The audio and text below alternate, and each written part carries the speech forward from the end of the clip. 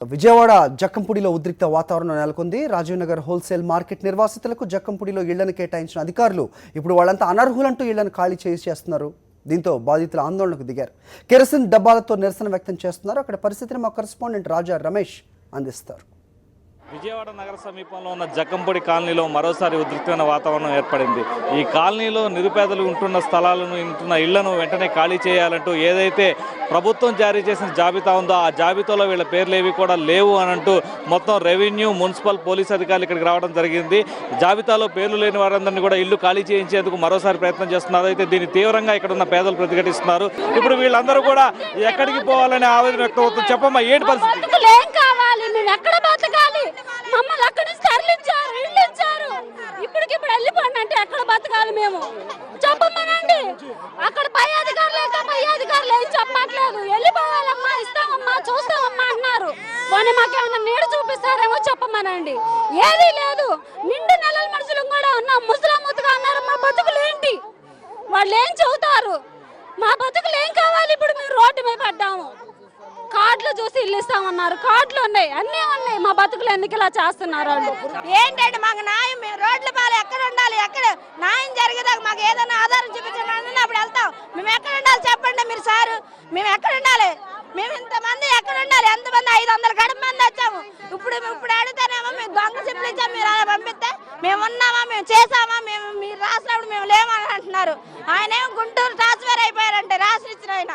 మేము ఏమి చేయలేదు, మీరే రాసుకుని వచ్చారని అడుగుతున్నారు. తెగించి అడుగుతుంటే చెప్పండి అమ్మా, ఏంటి అసలు అధికారులు ఏమంటున్నారు? మీరు ఖాళీ చేయాలి, లేకపోతే మీకు అరెస్ట్ చేస్తామని చెప్తున్నారు అయ్య గారు. మాకు తీసుకొచ్చారు ఇల్లులు కాలిపోయిన కాడ నుంచి తీసుకొచ్చి మీకు ఇల్లులు కన్ఫర్మ్ చేస్తారన్నారు. కన్ఫర్మ్ చేస్తారని చెప్పి 10 రోజులకు ఒకసారి, 20 రోజులకు ఒకసారి ఖాళీ చేపిస్తున్నారు. మాకు ఇలా రోడ్డు పాలు చేసింది కూడా గవర్నమెంటేనండి, ఎవరు కాదండి. మాకు చిన్న పిల్లలతో ఉన్నారు, ముసలోళ్ళు ఉన్నారు, ముసలోళ్ళు ఉన్నారు, అందరూ ఉన్నారు. మాకు ఈ వజాన ఏడిపిస్తున్నారు. స్థలమైనా ఏమనండి, లేకపోతే ఇళ్ళైనా చూపించమనండి. మాకు ఈ పాలు చేస్తున్నారండి. చాలా మంది పేదల దగ్గర ఇప్పుడు మనం చూస్తున్న ఈ స్లిప్పులు ఉన్న వాళ్ళని కూడా ఖాళీ చేయండి అని అంటూ ఇప్పుడు ఖాళీ చేయించడానికి మొత్తం అధికార యంత్రాంగం అంతా కూడా వచ్చింది. బలవంతంగా పోలీసులను ఉపయోగించి వాళ్ళందరినీ ఖాళీ చేసి ప్రయత్నాలు చేస్తున్నారు. చెప్పండి, ఇవన్నీ ఉన్నా కూడా మిమ్మల్ని ఎందుకు ఖాళీ చేస్తారు? సార్ అదే sir, Aadhaar card, ration card ఏ ప్రూఫ్ అయినా ఇస్తామని మాకు మాట ఇచ్చారు. అక్కడ ఉన్నప్పుడు మాకు ఇవన్నీ ఇచ్చేసి తరలిచ్చారు సార్. ఇక్కడికి వచ్చిన తర్వాత ఒక రోజు ఒక్కొక్క మాట, ఒక రూల్స్. మేము ఏం అడిగినా కానీ మిమ్మల్ని తరలిచ్చేస్తాం. నాకు అన్ని ప్రూఫ్లు ఉన్నాయి. నా ఇల్లు ఖాళీ చేయమన్నారు. దేనికన్నా అడిగితే అరెస్ట్ వారెంట్ చేపిస్తాం, లేదా మర్డర్ కేసు కింద తోసేస్తాం అన్నారు. బెదిరించేస్తున్నారు పోలీసు వాళ్ళు వచ్చి. మేము కూడా ఎన్ని బాధలు పడాలి? రాజీవ్ గాంధీ కాలనీలో మేము ఉన్నప్పుడు అక్కడ పార్కులో గుడిసెల్లో ఉన్నాం సార్. దోమలు, గీమలు, ఏట్లు ఎన్నో బాధలు పడ్డాం. 2005లో మాకు ఇల్లు కాలిపోయినాయి సార్. 2005లో కాలిపోతే మాకు రేషన్ కార్డులు లేవు. 2009లో ఇచ్చారు మాకు రేషన్ కార్డు. ఇప్పుడు ఆ 2009లో ఇచ్చింది కూడా ఇప్పుడు మాకు కేటాయింపు వచ్చి ఆ 2009లో చల్లదా అన్నారు. ఇప్పుడు ఈ ప్రూఫ్లు ఇచ్చారు మీరు, మాకు పంపించేసి స్లిప్ ఇచ్చారు మీరు. మాకు ఏంటి సార్ పరిస్థితి? రోడ్డు మీద తోసేస్తున్నారు. ఏంటమ్మా, అధికారులు ఏ రకంగా మీ ఇల్లు ఖాళీ చేస్తున్నారు? ఇప్పుడు మీ పరిస్థితి ఏంటి? మాకు అక్కడి నుంచి మేము పంపిమని అడగలేదు సార్. వచ్చారు, మీరు వెళ్ళండి ఇల్లు ఇస్తామన్నారు. మేము అడగలా, ఇచ్చారు, వచ్చాం. ఇప్పుడు వాళ్ళే ఇచ్చి వాళ్ళే దొంగ అంటే మేము వెళ్ళిపోవాలి. మాకేం తెలుసు? ఏలుముద్ర వాళ్ళ మాకేం తెలియక మేము చాలా బాధలు పడుతున్నాం. రోగిష్ఠులు ఉన్నారు, రొప్పాలు ఉన్నారు. ఇక్కడికి వచ్చిన కానీ తింటాకి లేదు సార్. మాకు చాలా బాధలు పడుతున్నాం పిల్లలు పెట్టుకొని. పిల్లలు చదువులు బళ్ళు తీశారు, బళ్ళు కూడా తీశారు సార్ పిల్లలకి. ఇప్పుడు మేము వెళ్ళిపోవాలి సార్. పిల్లలు బళ్ళు తీశారు, వచ్చేసి ఖాళీ చేశాను అన్నారు.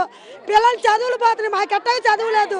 మా బిడ్డలైనా చదివించుకుందాం అనుకుంటున్నారు. ఆధారం, ఆధార్ కార్డు, ఓటు అన్నారు. అది కూడా పనిచేయదంట. ఇదిగో ఒక ట్రిప్ వస్తున్నారు, సర్వే చేస్తారు, ఖాళీ చేయమన్నారు. రెండో సిరువు వస్తున్నారు, మీరు ఖాళీ చేయండి, మీదేదో తేడా ఉంది, నువ్వు ఖాళీ చేయి. పోలీసులు